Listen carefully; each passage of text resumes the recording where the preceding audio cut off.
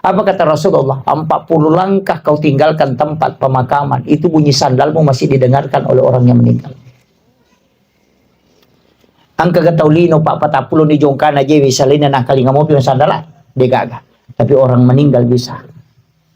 Itu saking tajamnya. Dari situlah Nabi melarang kita menyebut kekurangannya orang ketika kita ziarah. Karena pasti dia dengarkan itu. Deminen itu otomatis tatilin rota tuh. Iya. Karena ahli kubur itu pendengarannya semua tembus. Olo dena ni sangir atau leangnya atau mateliangnya. Ruh-ruh yang lain tidak tahu maka kalasi kopi ko watumo tu. Angkat iyano makanahe. Oro aja dan pakasiri sih.